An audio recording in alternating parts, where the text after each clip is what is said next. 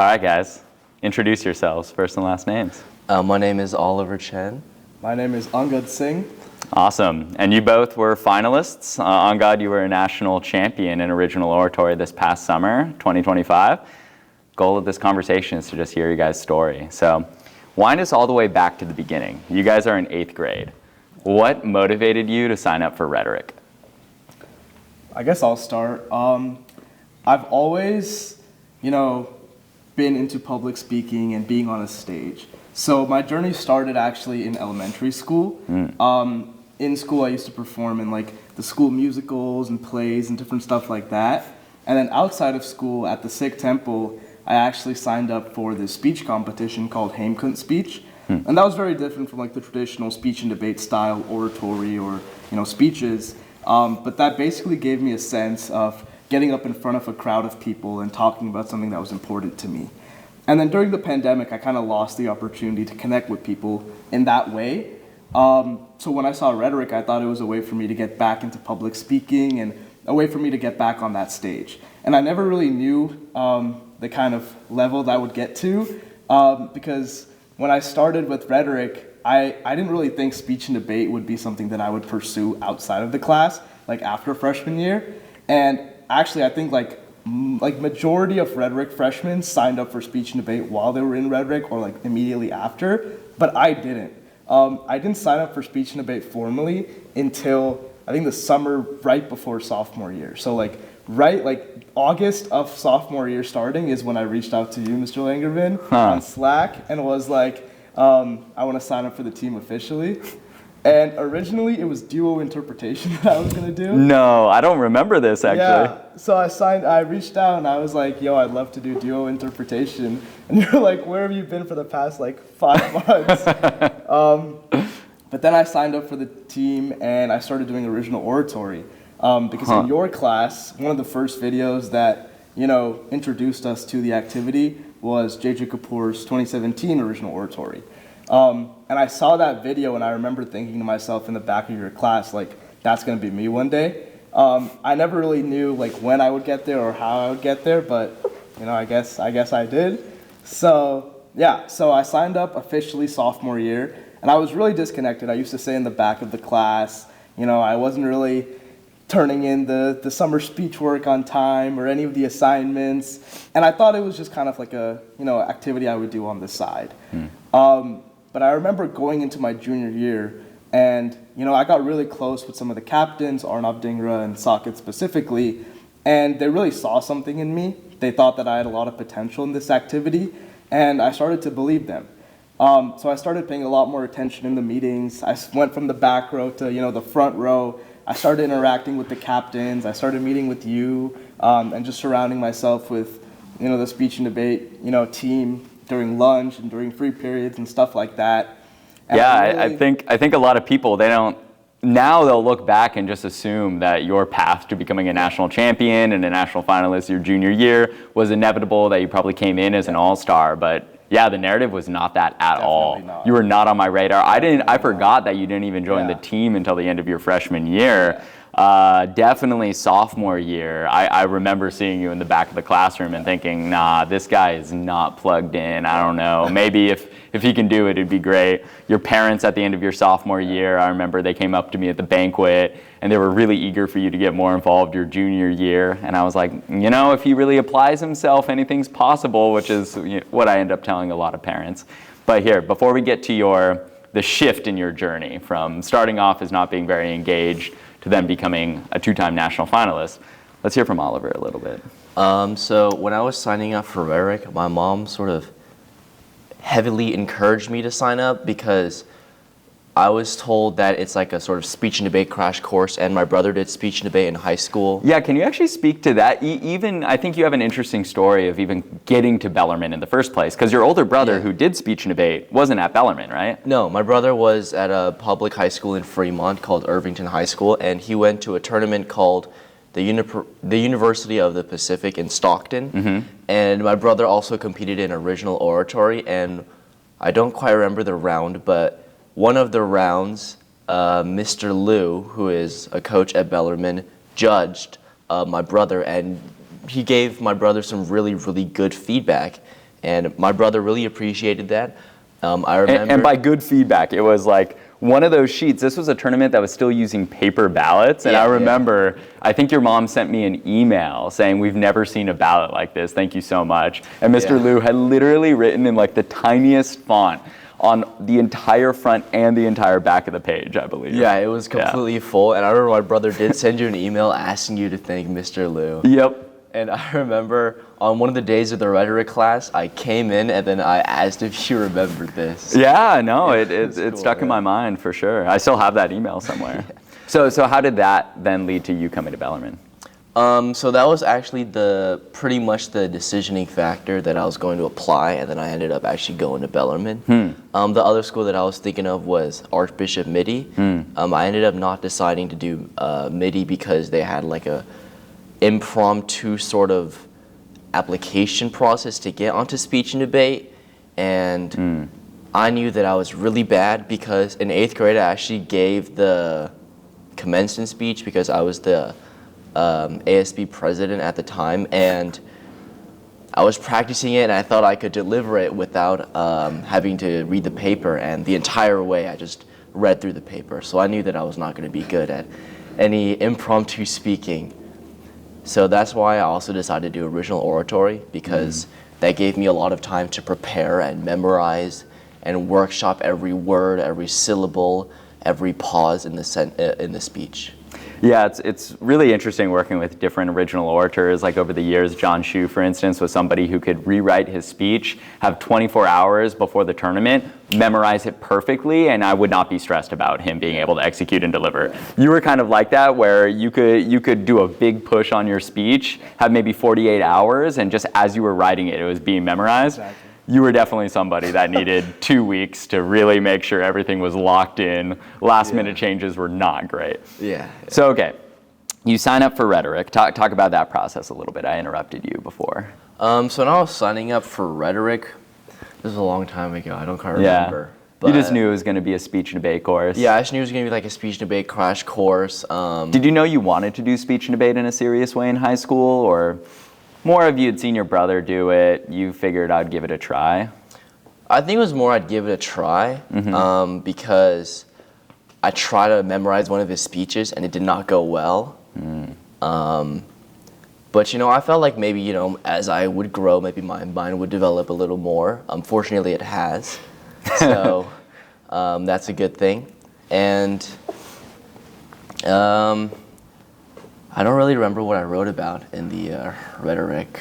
No one really does. Yeah, it's in the past now. I do remember that even the rhetoric essay that we had to do, send in to apply, I did not do that on time because I was on vacation. And I remember emailing you like a couple days after the deadline and being like, "Hey, Mr. Langevin, I'm super sorry, but I could not get this to you on time. Please accept my application." And luckily you did. So. You're far from the only one like that. You're far from the only one. Just real quick, before we talk about the rest of your OO journeys, just in rhetoric, right, a big decision tree every student faces at some point if you start to get the speech and debate bug is, which branch am I going into, speech or debate?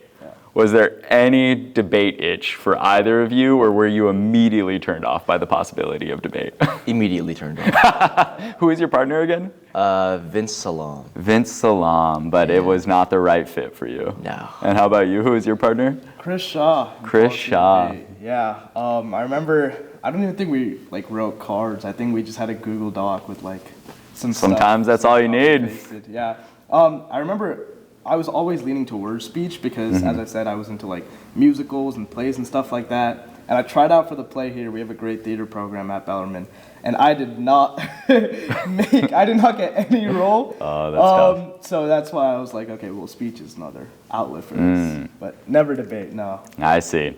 So, okay, we've kind of gone up to your junior year, and we haven't discussed the big turning point yet. We've kind of started to foreshadow it. But Oliver, let's go back to the beginning of your journey. So freshman year, you kind of make it through, you do the standard freshman stuff, and then sophomore year, describe what that year was like for you in original oratory. I think that was a year that I got very, very lucky. I only had 1 year of original oratory. I mean, before high school, when I was younger, I did Chinese sort of Chinese speaking. It was like around 5 minutes of prepared, and then I would go in, give my speech, and then come out. And then I didn't know if I forgot or not. And so when my mom read my ballot, I would give like a 2 or 3 minute speech when the speech should be 5 minutes.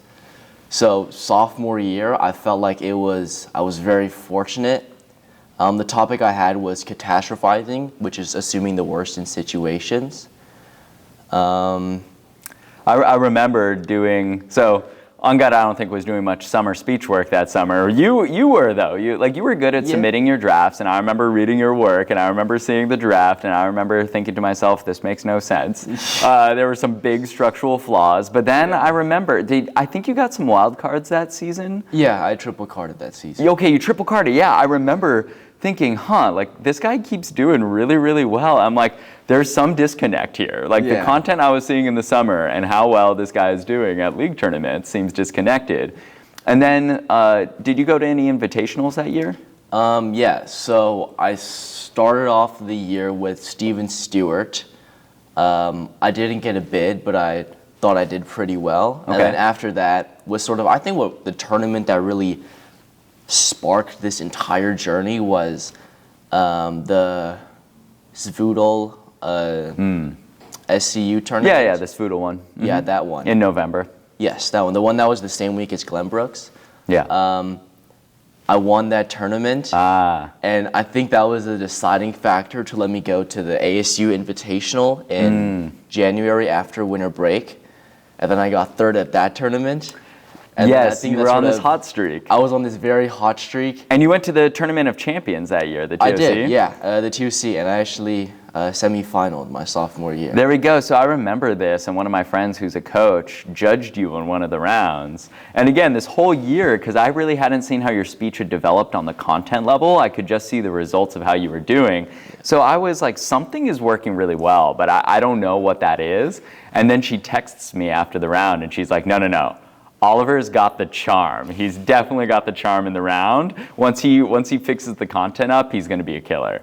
So, were there any other notable? You qualified to nationals that year too, right? Yeah, I did qualify to nationals. Though unfortunately, I didn't break. Didn't break, but you were a sophomore, I was so a sophomore, it wasn't so too maybe stressful. It was a little unlucky or something like that. But yeah, I think the biggest flaw before going to Nats my sophomore year was that, because up to that point, I broken at every tournament that I went to. Yeah.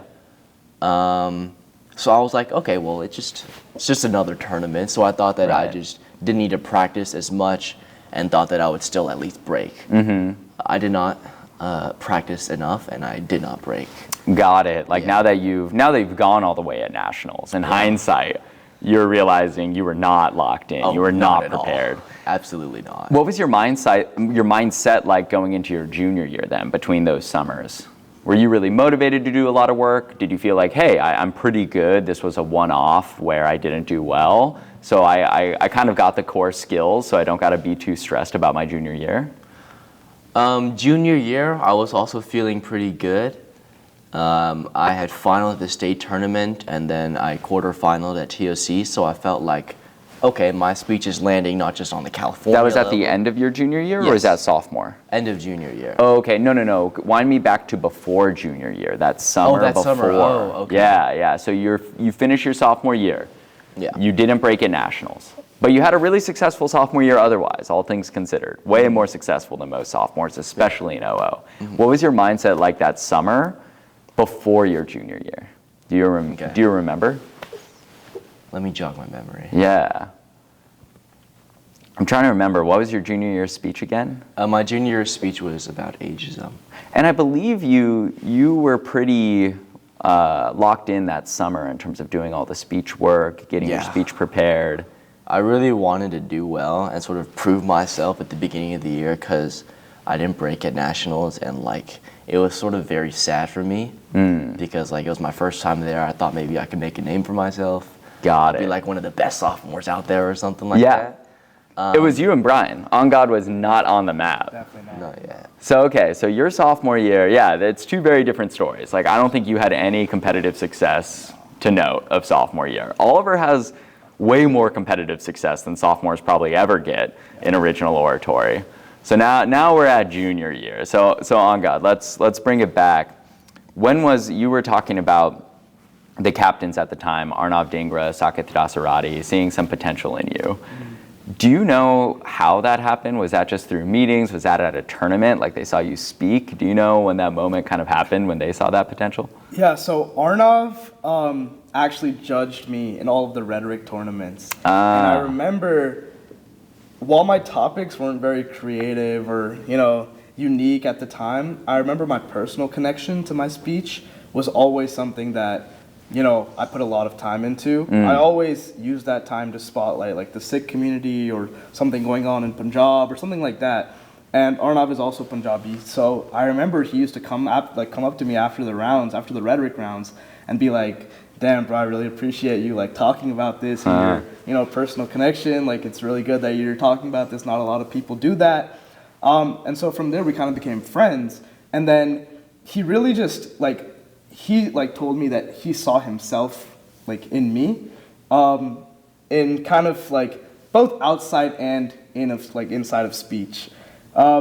Just the fact that we came from similar backgrounds, it really inspired him to like push me, because he knew that as he was graduating, it was kind of his goal for the team to he kind of took me on as a project. I would see. say, right? Like, he really saw himself in me, and he said, "I'm gonna like train this guy to become, teach him everything that I know." And going into your junior year, I don't think you did not come in with your speech fully locked and ready at the beginning of the year, right? No. So at what point of your junior year do you think that click happened where you said, "I'm going to go all in on this speech, I'm going to make it perfect," and then that trajectory of just the meteoric rise to making it to finals that year at Nationals? So even like the beginning of junior year wasn't, a success story. Like, these tournaments, these invitationals that Oliver was like championing and finaling in his sophomore year, I wasn't even getting sent to in the beginning of my junior year. Like, I didn't go to ASU or Glenbrooks or any of these tournaments.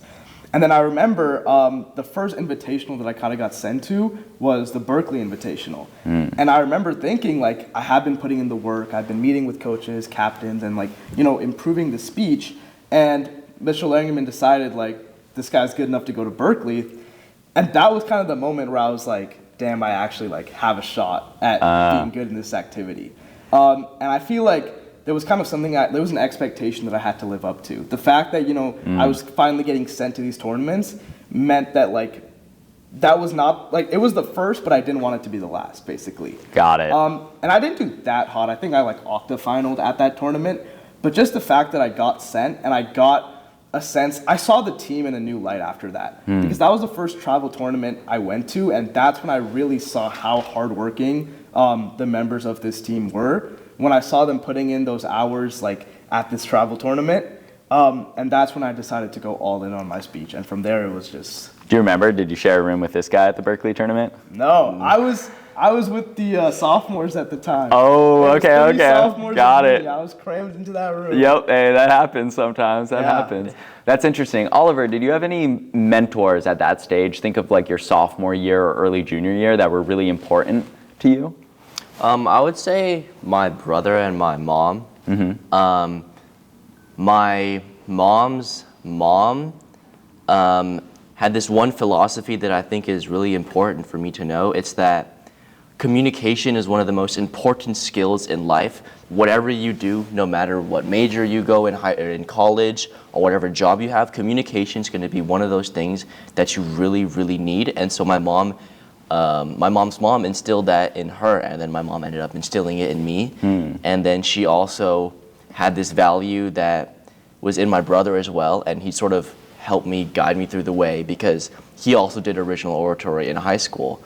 And he sort of knew how these tournaments went, and so he sort of gave me some advice, not just about my speech, but how to hold myself in rounds, outside of rounds, and different little things like that sort of helped me, make me be a better person as well as a better speaker. I see. And they were there for you right at the beginning, right? Yeah. Freshman year. So it wasn't like Angad's story where there was some nudge from members of the Bellarmine team that got you really locked in. You kind of had that ground of support throughout the entirety of your journey. Yeah, and I think I would say the Bellarmine captain that sort of ignited that little spark in me was Alexander Grabowski. Oh. It was my freshman year. He was a junior at the time, and I'm sure you know, but like all the like upperclassmen are like assigned to help lower class or the freshmen in rhetoric, and so he was assigned to help me in freshman year. And I remember I was reading his feedback. I was like, whoa, this is really, really good feedback, and it was like really helpful. And so I think the way he gave feedback to me, I felt like was something that I should be doing to others.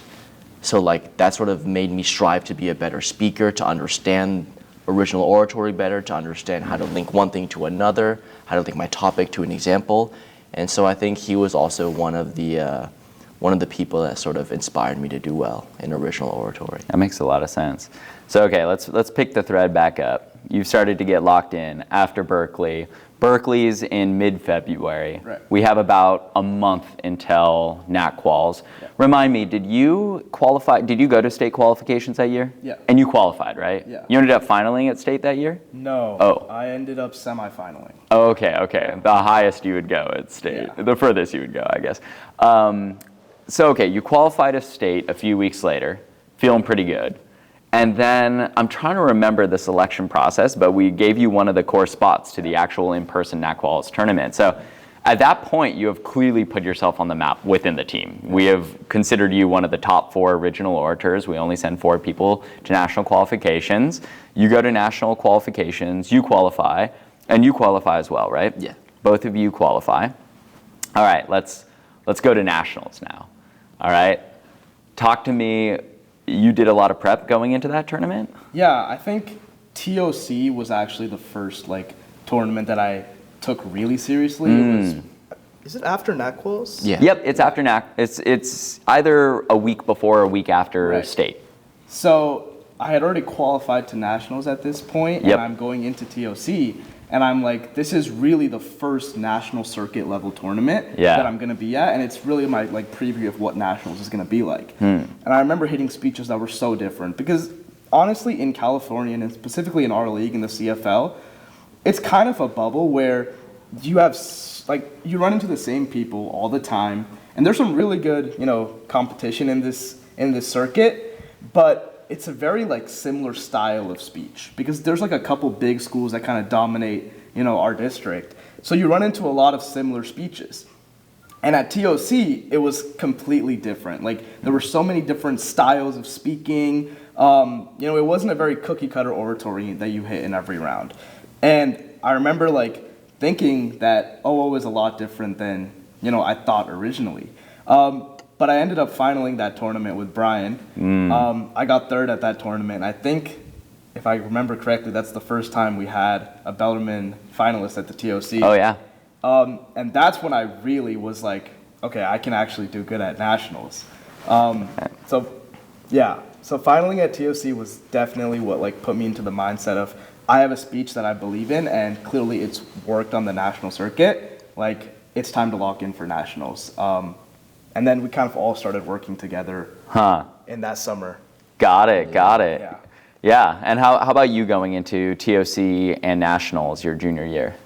In junior year, going into TOC because the year prior, I did pretty good as a sophomore, and generally it was like going on an up curve from one tournament one year to the next, my sophomore to my junior. So I thought that, okay, I would at least semifinal. So I didn't put in as much work as I should have, and it sort of showed. I only quarterfinaled at that tournament. Going in, I think it was also because I'd already finaled at state literally the week before. You were the state finalist junior year. Got it. And so I was like, okay, then my speech is working pretty well, so I just sort of didn't really work on content at all. I just sort of solidified my delivery. Yeah. I see. And how about nationals? Nationals, I think I was a bit too stubborn with how I was receiving feedback and delivering my speech. This will be a thread we'll pick back up on, but say more about this. Yeah. So before nationals our junior year, we had like a little like a coaching sort of thing with Socket. So like Socket would come in, and then Brian, Angad, and I would just sort of workshop our speeches, workshop our delivery the weeks before Nats, and then we would go to nationals. Yeah. And I can talk a little bit about that. Yeah. Because I think that's what really is the reason why I did good at Nats that year. So this was the 2 weeks leading right up to the national tournament in the summer. Socket, who was our captain that year, had already graduated. He was not even going to nationals, so he was like pretty much out of the speech and debate scene. But he came in every day and he helped Oliver, me, and Brian workshop our speeches, rewrite things, delivery. The first line of my speech that year, I think we probably did 1,000 times. Yeah. It was like 5 words, but we just kept doing it to find the right inflection of how to say that. First 5 words are the most important. They are, yeah. Yeah. And I think at the time, you, Mr. Langman, you were really focused with the policy debater. Yeah. And you were kind of not really checked into what was going on with speech for our Nats prep. No, I remember having one session with Oliver. I remember sending out a message, seeing if anybody wanted coaching. I remember Oliver took me up on it. You came in, you gave me your speech, so I got some Oliver coaching in. I don't remember doing that with you. Yeah. I didn't know how much your speech had changed, actually, until I saw it on the final round stage. I'm like, oh my God, this is a completely different speaker. Yeah. Yeah. I mean, that definitely changed senior year, and we can talk Oh, about yeah, that we'll talk later, about that in a moment. For now, I think the biggest thing, Oliver just said, he, did so good at the state tournament, and he was like, okay, my speech works. I'm feeling very good about this. I don't think I need to change that much for nationals. Right. And I think that's a mindset that it's very easy to get into as an original speaker and as a speech and debater in general. Yeah. That, you do really good at one tournament, and you're like, okay, I'm fine.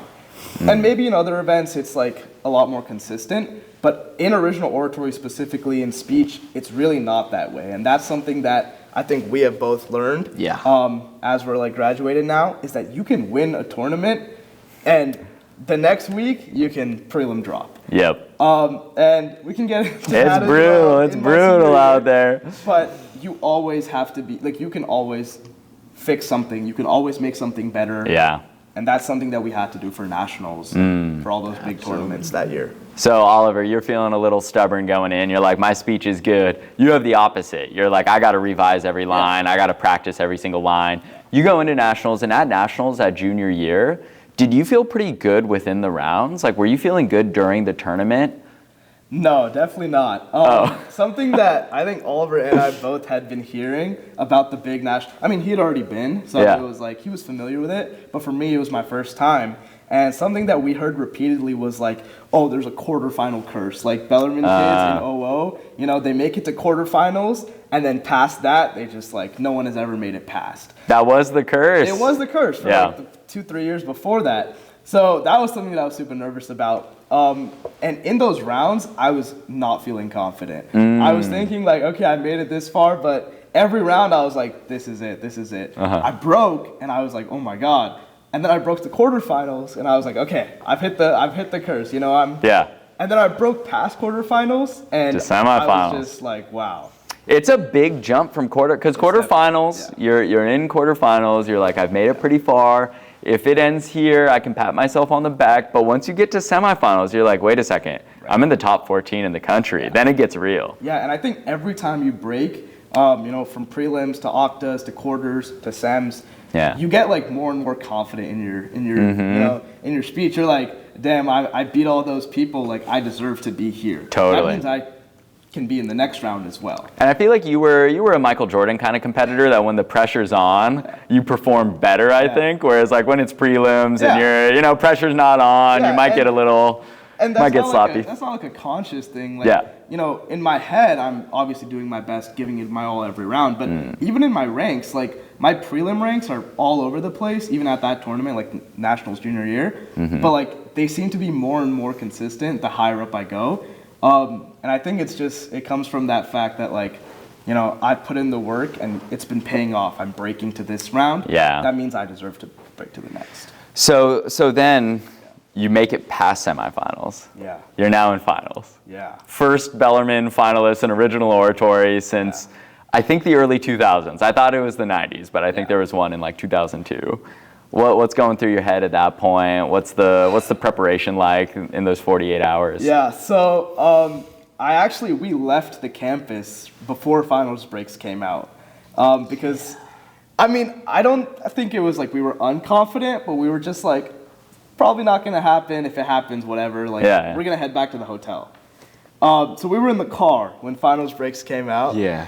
And it was an insane moment. It was a surreal moment. I remember the first thing I did was call my parents. Uh-huh. I don't think at this point they even like understood how like big of a deal that was. Yeah. I was like, oh my God, I'm in finals. But they were super supportive. I remember instantly I was talking to Oliver. I was talking to Brian. I called up Saket, I called up Arnav, I called up all these people, and just like the overflowing support I got right in that moment, it was like so special to me. And yeah, instantly it was like you have like a day leading up to the final round, so you have a whole day to kind of just prepare, get in the right headspace, and I was just so locked in that day. I remember it wasn't even a fact of like I have to change up my delivery or I have to add something new. It's just like I have faith in, what I've written and what I'm delivering because it's gotten me this far. Yeah. And that was kind of the mentality that I was in right before finals. And it was a great speech. I remember sitting there being like, who is this person? Like, where did this come from? The guy who would slouch in the back of the classroom his sophomore year, who would barely do his summer speech work, who was just sliding by, and then just started having this meteoric rise at the end of his junior year. Totally different. It was night and day. So Oliver, for you, remind me, you did not break your junior year. And that one stung a little more than the sophomore year one. That was, I think, not breaking at that tournament across all the tournaments I've ever went to. I think that one was like the worst I've ever had. Because Brian and Angad both broke to octas, and so before they went, I was supporting them and making sure that they were all good, making sure they were supported, and then after. I just sat in the cafeteria crying for the entire time they were in the octa final round. Yeah, you were feeling the feels. It was very sad, but... did that inform how you approached your senior year? I think that was actually where my original senior year topic came from, was from that tournament. And talk to us about that topic. So that topic was, we don't understand how to help even though we have the good intention of helping. Mm-hmm. So when I did break, I told my brother, I think, and he was like, it's okay, man, it is what it is. And then the next text was, here's how you can do better. Mm-hmm. And so I was like, okay, that's not really, helping me. And so I was like, wait a minute, I think I see a speech topic here. Huh. Very, very weird way of thinking, but I think that it was quite beneficial for me because when I was studying this speech topic, I sort of got better as a person, and I think that's one of the best things about original oratory is that you would hear all of this trauma and all of these speeches across all of these rounds, and I think that what it does to you is that it makes you a better person because you can understand that you're not the only one going through all of these hardships and that there's other people that you can reach out to and sort of communicate with. And I think that's something that has been really helpful towards me, and I'm sure Angad as well. Yeah. But here, for people listening to this who maybe didn't see this whole trajectory this year, they're probably confused with you talking right now. They're like, wait, a speech about we don't know how to help people? Your final round speech was a completely different topic. So how did you go from that speech to then something completely different? Yeah, so the entire year, all the way leading up to the national tournament and even at the state tournament, I was using this speech at the state tournament, which was the last tournament before nationals. Mm-hmm. I finaled my junior year, and so I thought okay, I'll at least break again, right? Yeah. And so I also put in all the heavy work. I qualified the nationals through last chance the week prior, and then I didn't break at state.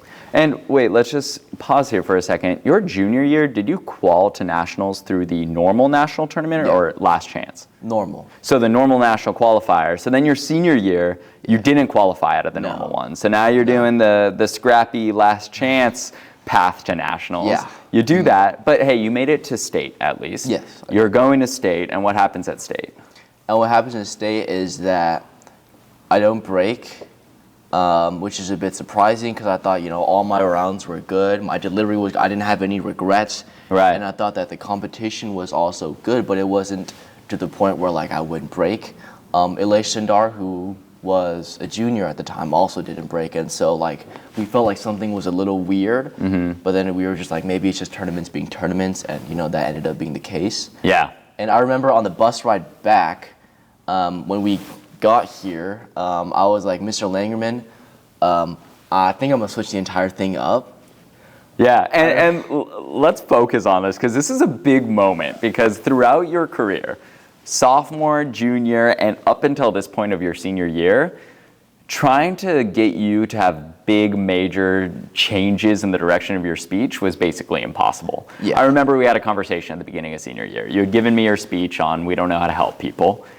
And I thought the speech was too vague. I said, what does that mean? In what way? Obviously, there's some ways that helping people is good. There's some ways that it wasn't. I was asking you a lot about your personal story. I thought a direction that made sense. The kernel of the story was that we're not listening to people. And so I was like, let's make it more specific. Then a few weeks later, you kind of show me your speech again. None of those edits had been made. Like a few words had maybe been changed. And I just had to look at you. I'm like, dude, we've been down this road 3 years now. I'm like, are you going to listen to me? Do you want to change the direction of your speech? And you kind of were like, you said it in a nicer way than this, but you basically said no. I said, all right, man, when you're ready to get coached, we'll get you coached. Until then, I'll help you with delivery. But I kind of left it there. I'm like, you do best when you do your own thing. If I can't bring a horse to water, you have your vision for what your topic's going to be. And your speech and debate journey was like literally the opposite of Angad's, of like so much success early on, and then good success junior year, but then kind of a downward trajectory for a lot of your senior year. Yeah. So now let's flash forward, and we'll come back around to your senior year in a moment. So now it's after state. You have, you made it to nationals through last chance, but it wasn't the resounding, I qualified undeniably out of the national tournament. You didn't break 2 years at nationals. Now you just finished the state tournament, and you didn't even make it out of prelims there. So you're like, okay, it's time for a Hail Mary, time to change the topic. Yeah. And you completely rewrote your speech from there to nationals. Like anybody who's seen your final round speech, they would have no idea that your speech throughout the majority of the year was about, we don't know how to help people. Exactly. So talk us through that big shift. So I wanted to study for APs because I still wanted some college credit. I actually didn't get that many, but that's besides the point. So after APs, I was like, okay, I'm gonna start working on this speech. And then I have final projects that I had to do. So I finished those final projects. And so the moment I graduated, the day after I graduated, I started researching this new topic. And I didn't have anything to do from graduation to nationals. So for like hours and hours every single day, I would only be working on writing my speech, making sure the words fit for this specific delivery and delivering it. And so I would just constantly be working on this, and it was getting so tiring. But I was just like, you know what? I have to do this. If I ever want to break at this tournament, then I'm gonna have to like put myself to like the near levels of exhaustion that I had to go to. And then I remember we were meeting up, us three, and then Jeffrey Bao and Sundar, and we would just be rewriting everything for every one of us.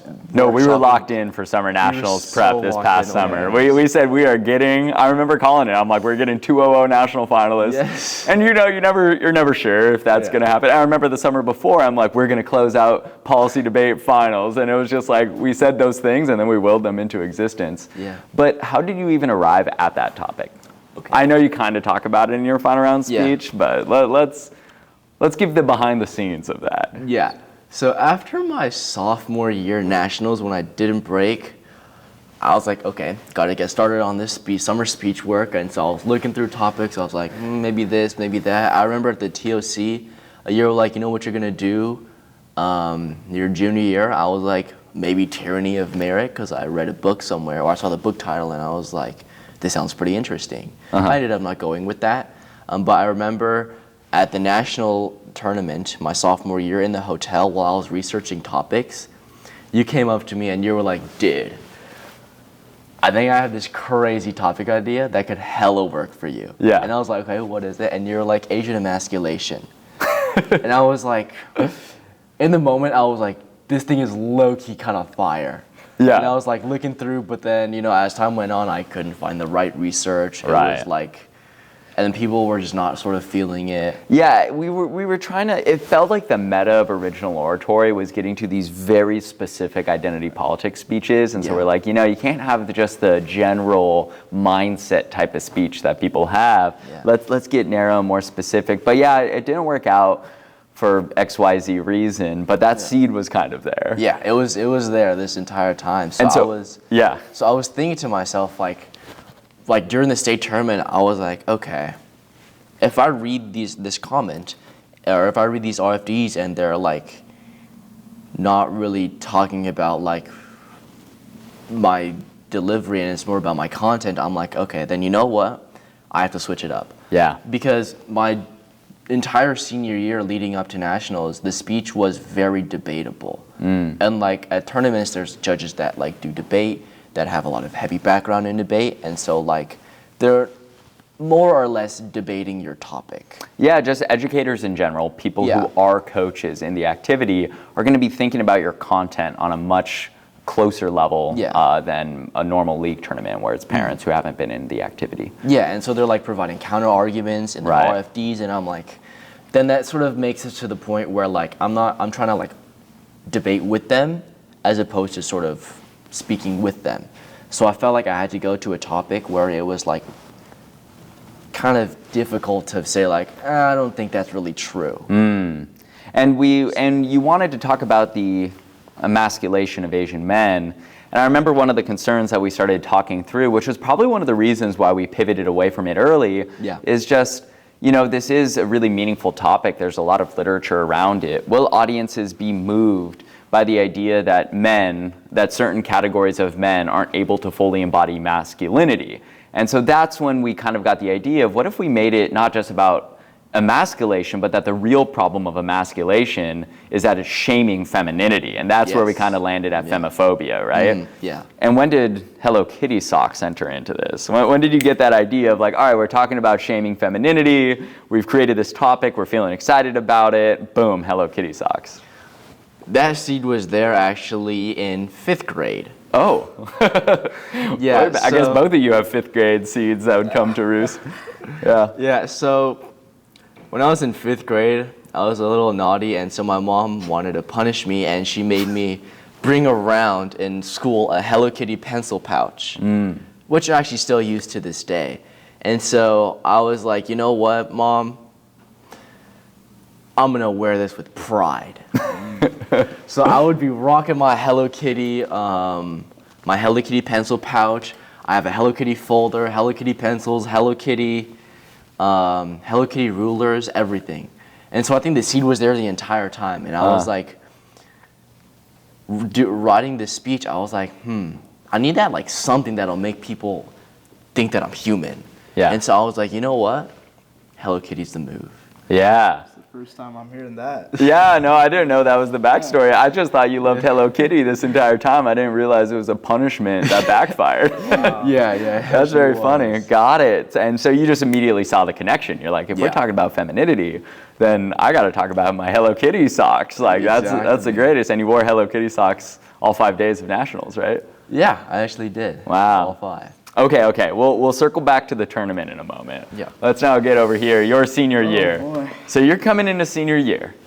You're now top dog, right? I think everybody else on that final round graduated in nationals of your junior year. Right. So by all metrics, you're arguably probably the top person in the country going into your senior year. You got a lot. You come in. You don't have a speech cooked up. You procrastinated in the summer. Right. If there's anything about your work ethic, it's hard to get you cooking early. You need the pressure of that deadline to get you going. Yeah. All right, but I decided to send you to Long Beach anyways. And so for Long Beach, that's the opening invitational of the year. What was your speech then? So my speech topic was complacency. And basically we have this belief that everything's going to work out in the end. But when we think that, we're not actively taking the steps for things to work out. and it was a very like generic topic. I think the biggest thing going into that tournament during the summer is, I just had such a successful performance at the national tournament. I had a topic that was, stuck with so many people, and it was perfect speech for me. Right. How do I beat that? Yeah, no, it was a good speech talking about, and it felt so timely and relevant, getting to controversy, and we're banning controversy, talking about all the book bans. It felt just so timely and relevant. It checked all the boxes. It checked everything. You had a great personal story, and so it was just like, how can we recreate that? Is it possible to recreate it? Exactly. But was your personal story still the same one that would appear on the national final stage for that speech? So the kernel was there. Yes. And complacency isn't too far from where you landed about we have prayers without action, which is another way of saying complacency. But you go to Long Beach, and I believe you won Long Beach, I won right? that tournament. Okay. It was my first time even getting sent to that invitation. And you're like, okay, you know what? I got it. Yeah. Then flash forward, league. We get to League One. So you're like, okay, I've been competing with the big dogs. We're at a local league tournament. No big deal. Yeah. Did you got a wild card there? I got third at that Okay, you got third. So you're like, okay, still big dog, top dog. Next tournament is Glenbrooks. Glenbrooks. And what happens at Glenbrooks? So I was so excited to get sent to Glenbrooks. I think it's one of the coolest tournaments we get to go to. It's a national tournament. It's in Chicago. It's a big deal. It's my first year getting sent as a senior. And I'm off this high of, I'm a national finalist. I won Long Beach. That was the first tournament I ever won. I did good at league, and I prelim drop at Glenbrooks. I don't break at all. And that was a really defining moment in my senior year and in my whole speech and debate career. That was the moment where I realized, you can ride the wave of, the clout from junior year. But if you're not putting in the work and updating those speeches, things aren't going to work out. It's not just going to fall into your lap. So that was a moment, a lot of reflection at that tournament for me. Because there was just this expectation, that people knew my name now. Yeah. Not just our school, but the country. And, not breaking at that tournament, it really broke me. I'm not going to lie. That stung. Yeah, and that tournament is where I kind of switched gears regarding the topic. Yeah. I noticed that, the controversy thing, it was so specific and it was packaged so well and it stuck with people. The thing with the whole complacency topic was, it was just a little generic. It's not something that, people remember when they leave the room. Yeah. So I was thinking, how do I package this into something that is a lot more structured, a lot more specific, and something that will actually resonate with people? And that's where this topic idea of prayer, I literally thought of it at that tournament after I hadn't broken. Sometimes it's the low points where you get the vision for what the high point will be. I mean, that seems to be a recurring trend for both of you guys, that too much success is actually a really dangerous thing. 100%. Absolutely. And so now I'm trying to remember, the first semester finishes up. Glenbrook's kind of the last big tournament that semester. We're going into second semester. You go to ASU? Yeah. And did you still have the complacency speech, or had you shifted it? I still had the complacency speech. But you were cooking in the background. I was thinking, how do I... And I got third at... And you got third, so you're still doing well. Clearly, most of the time, your stellar delivery will carry. Yeah. And then we decided to send you guys to Harvard. I think that was our first time sending folks to Harvard. Maybe during the pandemic when things were virtual, we might have sent people to it because it was easy. But you guys came up to me. You're like, hey, this is a really big tournament. It's national caliber level competition. Can we go? Oliver, you were like, my mom's down to take us. I'm like, all right, if you guys are down to go, Oliver's mom's going to take you. I'll send you guys. Yeah. So you guys and Brian go off to Harvard. And leading up to Harvard, that's when you're like, gotta lock in, rewrite the speech. Yeah. Talk through that. So there's a lot that went into that. I think one was this feeling of, I need to prove myself, I need to redeem myself. Yeah. Right? Because I remember thinking to myself, I was in such a low point in terms of speech and debate that I remember thinking I'm probably the worst national finalist. Ever. No way I, did so good and then I just prelim drop at all these tournaments. Right. So there was a lot of pressure for me. But I think the biggest thing that helped me was trusting you a lot more. Oh, really? Yes, definitely. So leading up to that point, I I didn't really work with you one-on-one. No, not at all. Yeah, so I used to work with the captains. I used to look to Oliver and Brian for help, my parents a little bit. But I remember always thinking, I'm going to be honest here, like freshman, sophomore year, I was like, Mr. Lengerman doesn't compete with us. Like, how would he know what the meta of this round is? How would he know what topics work and what doesn't? The policy debaters thought that for a very long time. Yeah. I think I've earned my cred now, but it took years. They'd always be like, I don't know. And then I'd give them advice. And then once it got implemented, they're like, wait, that actually worked. So I was always kind of like shut off from working with you firsthand. And I remember at that tournament, I pitched this idea to you about like the prayer topic. And you instantly had so many ideas. And I just you were really passionate about making this topic work. Yeah. And I saw that you really cared. And I always knew you were always really helpful as a coach and all that. But Totally. This was the first moment I was like, Mr. Langman really wants the best for us. Yeah. And so I really kind of opened up to working with you, and clearly it paid off. So I'm sure going into Harvard, we were working probably almost every day for that 1 or 2 weeks. No, you came in, it was, and let's be clear, it was the week of Harvard, all right? It's I believe it was the Tuesday before, and you came in, it's community time, and you're like, I think we kind of planted some seed. I think we loosely talked about it maybe 2 weeks before.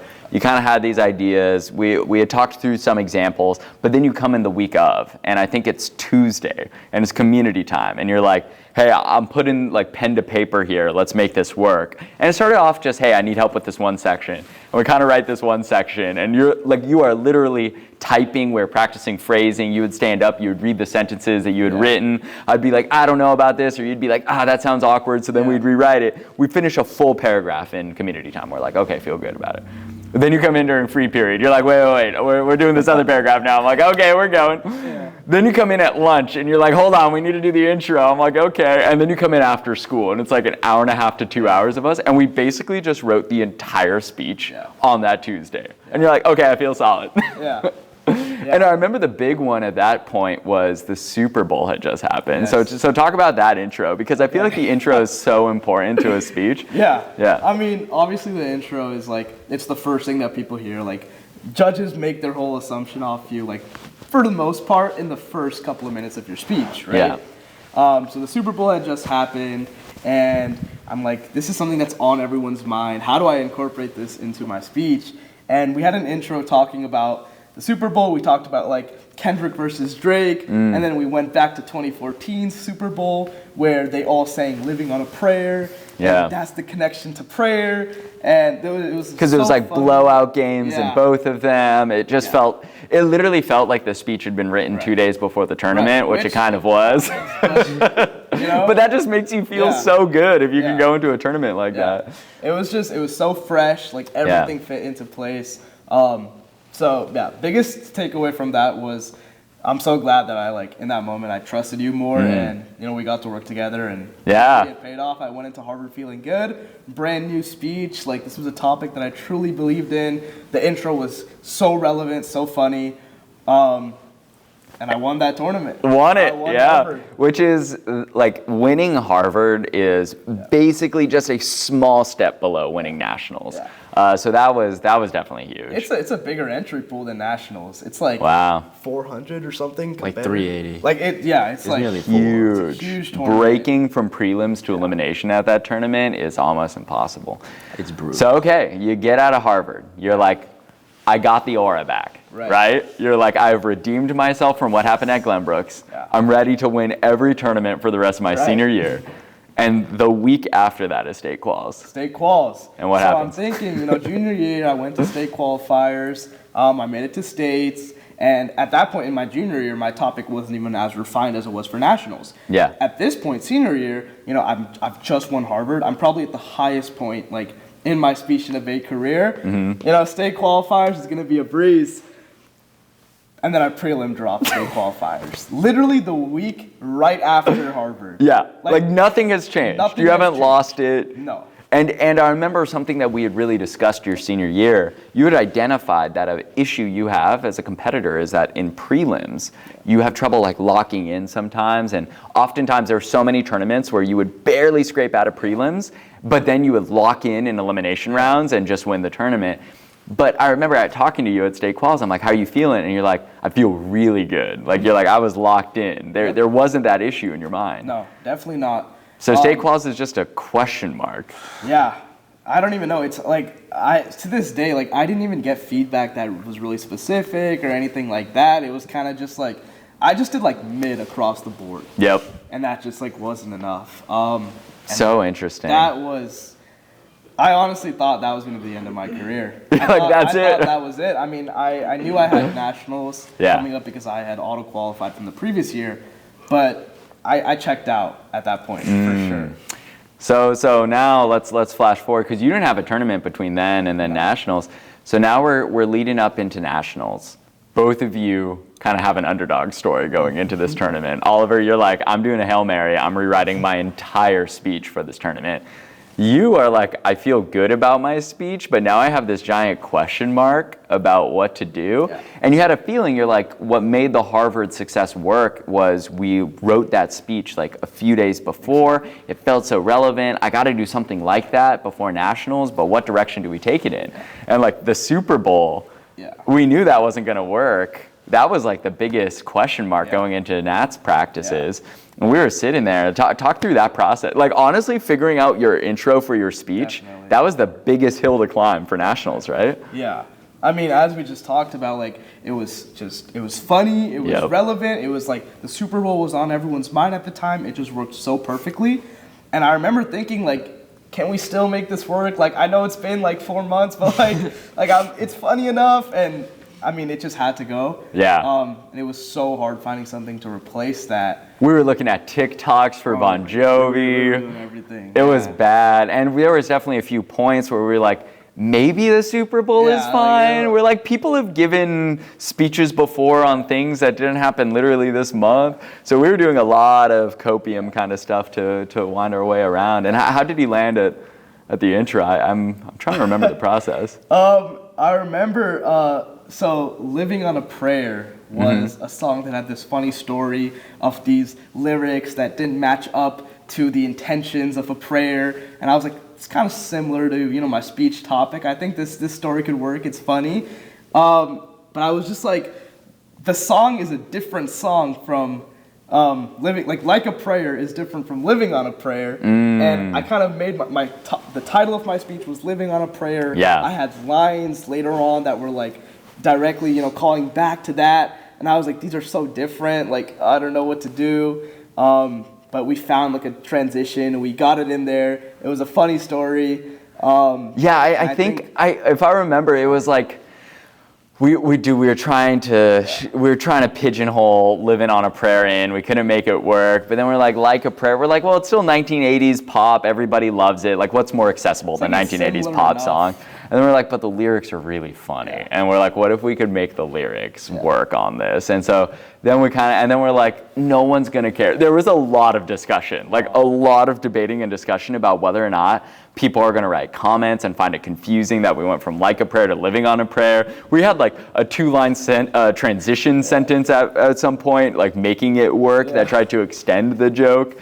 So there was a lot of workshopping in the background on that. 100%.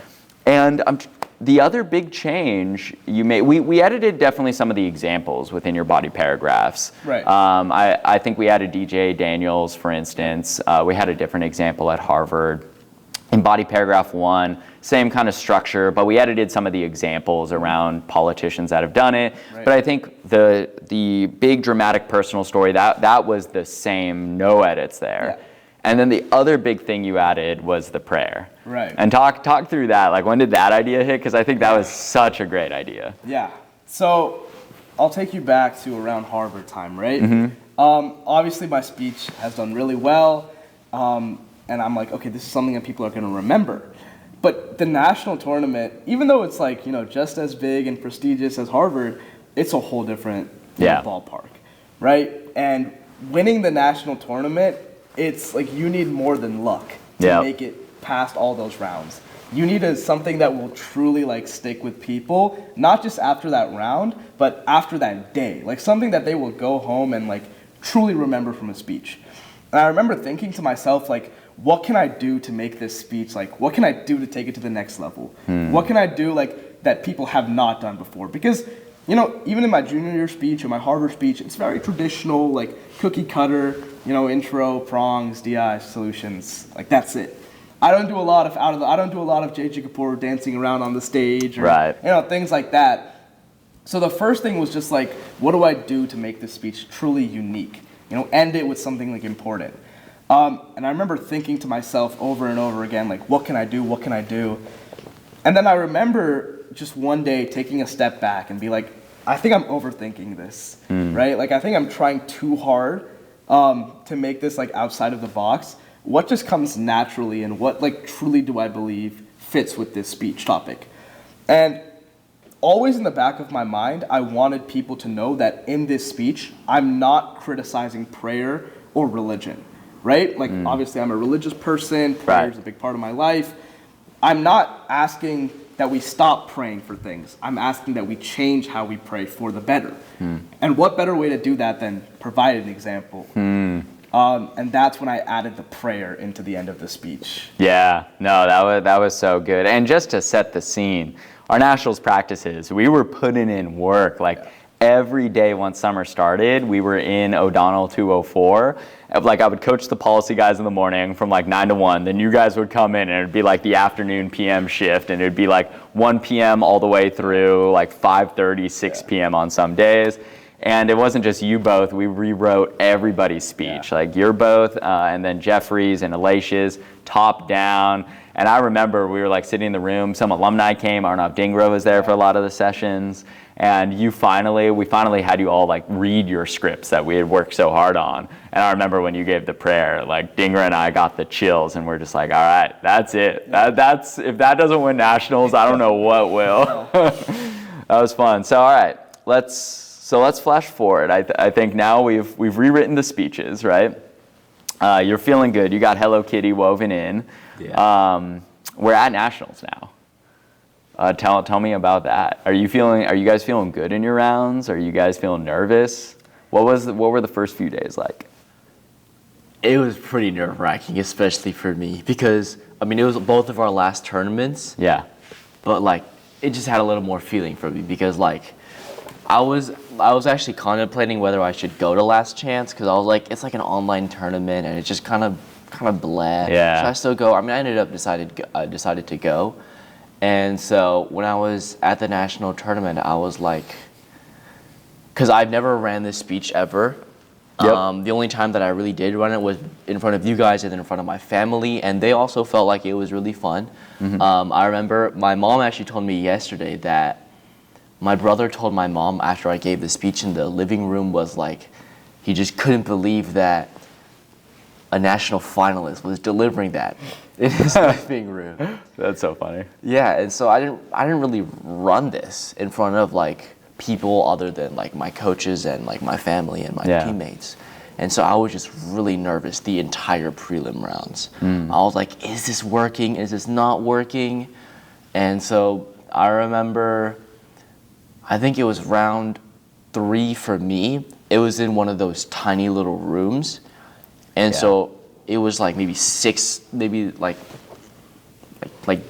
9 feet wide, and it was just like me in the middle, and I would just move a step one way, then move a step another way, and it was just so awkward because it was just 2 judges in front of you, and you would just be speaking to them, and it's kind of hard for them to like just be deadpan the entire time because then that obviously just ruins your own morale. So they were like giving a little bit of chuckle here and there, and it was just really awkward. And then I always forget how tiring nationals is because I never got any sleep. The days bringing up and then during nationals as well. So on the first day, I started developing canker sores in my mouth in the most annoying places. And so I had to drink so much ibuprofen to the point where I just could not feel my mouth anymore. That's so funny. But all right, Tuesday, you break. You've broken the curse. You're like, I did it. The curse. So you're feeling good. And I remember feeling before really good, nationals, you were like, hey man, if I get to octafinals, like the first elimination round, I'll be happy. I was like, Oliver, what are you saying, man? Like you gotta shoot for finals. Like we were having that kind of talk.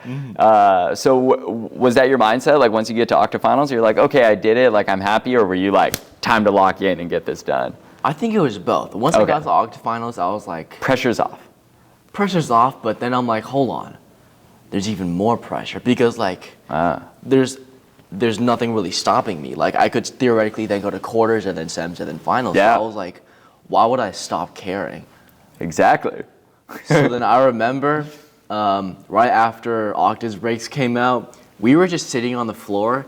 He was taking a nap. I was doom scrolling on Instagram. Yep. And then someone started cheering downstairs, and we were like, yo, breaks out. No, it's time. And so we checked our phones, hands shaking, and we see our numbers, 4727 and then 4725.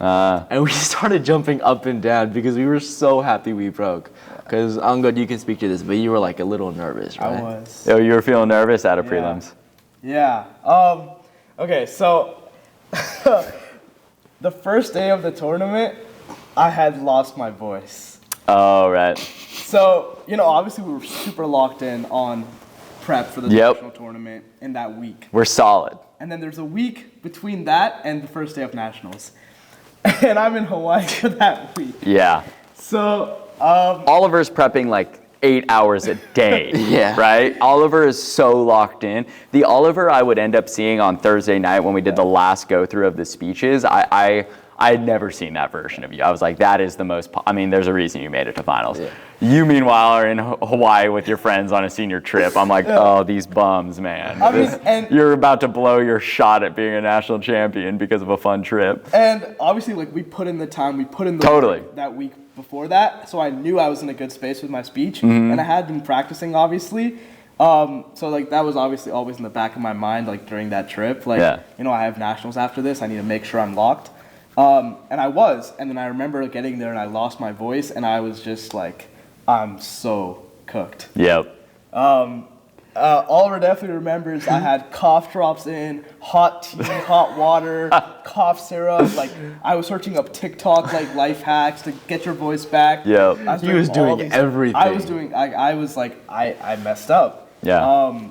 But I got it, I broke. But you broke, so you're like, all right, game's on. And when I broke, it was a weird feeling because this whole senior year, by the way, I had either placed in top 3 of a tournament or I had prelim dropped. Yeah.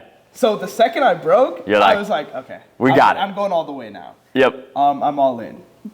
But obviously I was nervous, like my voice, like I don't know if I'll make it past octas, as Oliver was saying. Yeah. And then so you have 2 octa rounds and 2 quarter rounds on the first day of breaks.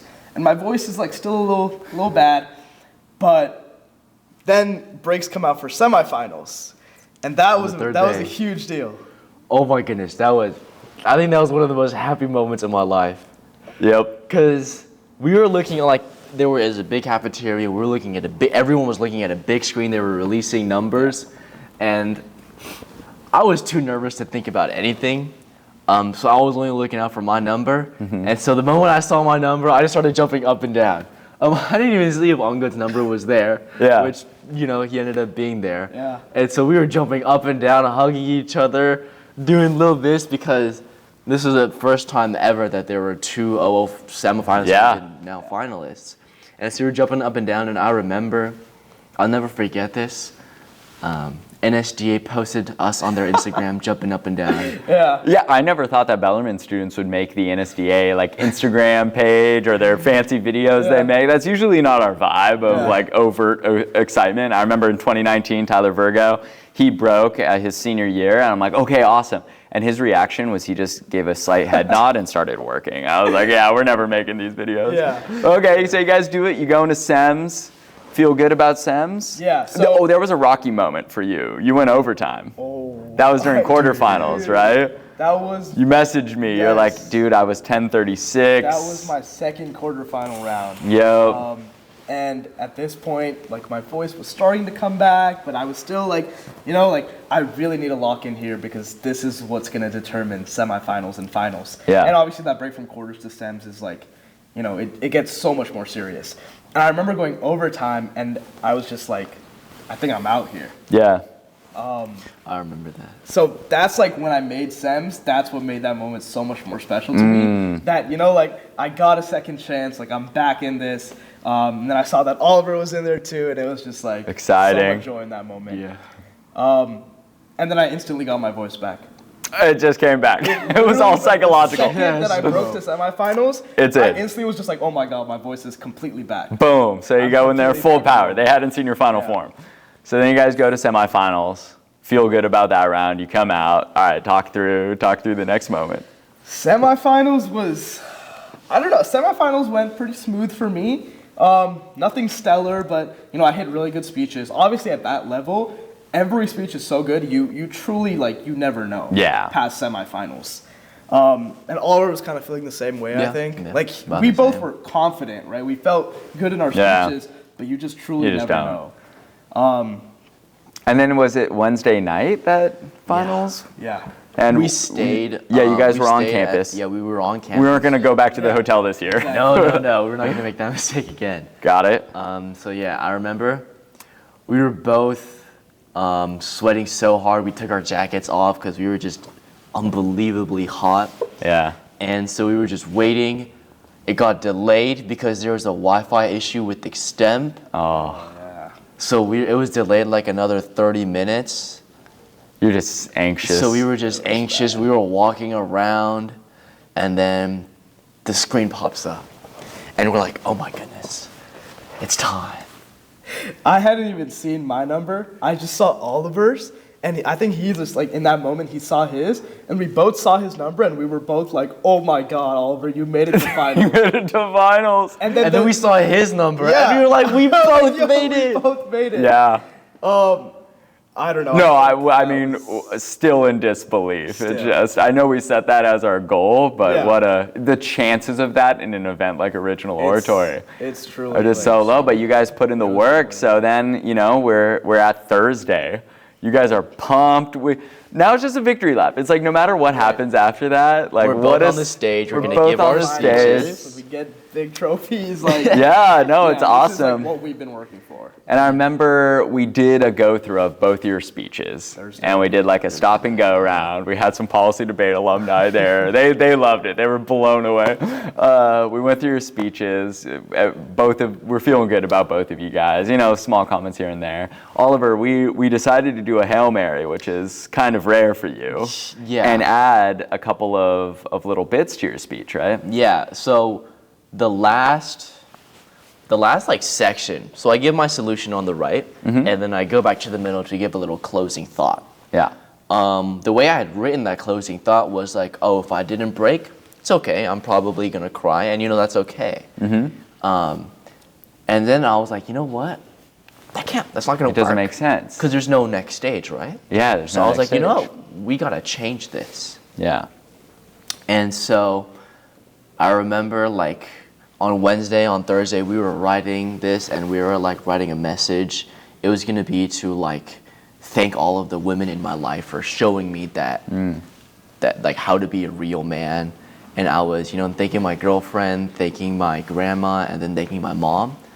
When I was on the final stage and I finished the girlfriend line, I was so happy because people started going on and started cheering, and I was just. It landed so well. It landed so well. I was so happy. Before the final round, I think another piece of this that was stressful, not only the memory bit of you're not usually the guy that does an edit the night before your final round and goes into the final round with that edit ready to go, but also your mom was at the tournament, and you wanted to keep this a surprise for her, and she wanted you to rehearse your speech in front of her multiple times, right? Yeah, because she wanted to hear it. Yeah. So you were giving the old version of the speech with the old conclusion while secretly practicing the new conclusion on the side, right? Yeah. And I remember when we came up with that, when Oliver was like, this is what I want to do, he instantly wanted to go tell his mom. He's like, I have this idea. And I remember telling him dude, don't tell her. Yeah. Keep it a surprise. Because his mom was at like every tournament for us. Like, she obviously like, she helps him so much, and I was like, dude, you got to keep this a surprise for her. You can't tell her. And I remember watching that in the final round. You know, you open up, you say the girlfriend line, everybody goes, oh, they start cheers. And, like, it's a really great moment. And then you give the really heartfelt thank you to your mom. Yeah. And I was sitting right next to her because we got the VIP tickets. So we're like right in front of you, final round stage. And then you start thanking your mom, and I can tell she's like, what's happening? Because she's like, this is not what we practice. And she starts getting really nervous. But then, of course, it was such a beautiful moment where you got to thank her. Yeah. Cool. So how about your final round? Any notes from that? So, you know, I'm feeling good. Yeah. We're in that room right before you go on the final stage where it's all the finalists and their coaches, and we're kind of just getting locked in, you know, getting ready. And they announced the speaking order, and I'm going first, and I do not, like, there's not a good track record usually with going first in an OO round, so instantly I'm, like, thrown off by that. Yeah. But I remember being there in that room, everyone was so nervous, but I don't know, I just felt, like, so locked in. Yeah. I felt so ready. I was like, yeah, I'm going first, there's nothing I can do about it now. You know, I have to start things off like with I have to have a good first impression. And I remember getting out there, and for the first like 10 seconds of my speech, like nothing felt serious. I was just like, I was kind of on autopilot. Yeah. And that happens like sometimes when you're in a round, like in a league, like you just kind of go on autopilot and you're not really like in the moment. And then I remember thinking to myself, because I almost had a memory slip. No one knows this, but I had a quick little, you know, pause for a second where I had to like remind myself what I was saying, and I was just like, I'm on the national stage. I gotta lock in. What am I doing? I have my family is watching this live. My friends are watching this. Like my coach is right there. Yeah. Like people are like thousands of people are online. Like, jeez. I put so much time and effort to get into this moment, and then like just after 10 seconds, I flipped a switch and like. That was it. I gave the whole speech. I mean, I don't even know if you clocked this, but you actually skipped half of a line that you normally get. you did the, I guess I should have gone with living on, or you said, I guess my grade was living on a prayer. And then normally the way you had written it and been delivering it, which is the song I probably should have gone with. Oh, I didn't and you skipped that part. It was like such a small thing, but like we spent so much time stressing about that because we're like, if we don't say that, they're not going to realize it's connected to the original opening AGD. And it didn't matter at all, which and was I'd so also funny. like impromptu in like 3 more jokes. Oh no, I saw that. that. I saw that. No, you did add, and you re-added lines that we had deleted because of time, and you're like, I'm on the final stage. I got space. Yeah. But you give it, and honestly, I remember you being stressed about speaking first, but in hindsight, I know I'm a little biased, but I was like, I think that just set the bar so high that it was the best thing that could have happened, because if you had spoken like fifth, by that point, we've heard 4 speeches kind of like it starts to get a little dry, whereas Oliver's was so different. Yeah. I actually think you speaking any position other than first would be great. Yeah. Because then it's like, it kind of breaks up the pace of the round. You have such a different style than everybody else. So it's just so good. Yeah, and then flash forward to awards. You know, we're on the final stage. They say 6th place, not Bellarmine. We're like, okay. Say 5th place, not Bellarmine. We're like, okay. 4th place, you. But we're like, hey, man, 4th place in the country. We take that. Yeah. And then this was like the most nervous I think I've been as a coach in such a long time. Because I've been through this ringer before in other events, but the idea of getting a national champion in original oratory just felt so far away and so impossible for so much of my coaching career. Like in 2017, 2018, even 2019, the idea of getting somebody to qualify to nationals was a huge achievement. The idea of somebody breaking at nationals felt impossible. And even then it would be like, hey, if you made octafinals or quarterfinals. So I remember once I said 3rd place, I'm like, oh my goodness, like he's in the top 2. Is this gonna happen? I got so nervous. I started getting like a little lightheaded. I'm like, I gotta keep it together right now. I'm on the stage. How are you feeling? It was, I don't even know. It's just kind of blacked out. It was, I kind of was just The competition was so good that round. It was like we had been competing with those people for like so many rounds leading up to that, and it was just I truly have no. Because also the final round, like the final places, it's ranked on every round all the way back from octafinals. Wow. So it's octas, quarters, sems, and finals all like together. That goes into that final ranking. And I was like, yeah, I felt really great about this speech, but you know, like I didn't have my voice fully during octafinals. I went overtime on that one quarterfinals. There's so many things that could go into this. Right. But I remember after they said third place, I just took a deep breath and I was like, there's nothing I can do now. And they said second place, and I was just like, it hit me all of a sudden. I think this isn't the healthiest way to think about it, but I remember thinking like, as they were reading up all the places until first, and I was like, I would feel so disappointed if I got any place other than first. Right. And when they were announcing third place, I was worried like I'm probably next. I was waiting for my name. Yeah, you're always in awards. So I was convincing myself, I was like, that's not the right way to think. Yeah. And I was telling Oliver this as well right before awards and before finals. No matter what place you get, you're always going to want more. Of course. I got fifth last year, and I was thinking like I should have worked harder. I didn't put in enough time, enough effort. But I think like the important thing to realize is such a small percentage of students get to make it to that stage. Yep. And that's just an opportunity that you have to be grateful for. Totally. You get the video, man. You're recorded. Yeah. So I just took a deep breath. I was like, I don't care what place I get. I'm happy that I got here. Yeah. And then I got first. And then I was like, okay, I'm actually pretty happy. I mean, hey, it was such a celebratory moment. Our first national champion in OO since like 93 or 94. Before you guys were born, I was a baby, so what an achievement. Well, all right, guys, we're reaching about the end here, but any final words of advice that you would want to impart on future original oratory? Imagine a freshman watching this in 5 years, all right? Starting their speech and debate journey.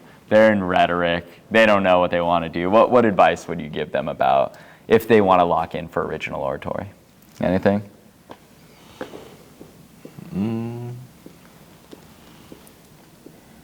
I have two things. Yeah.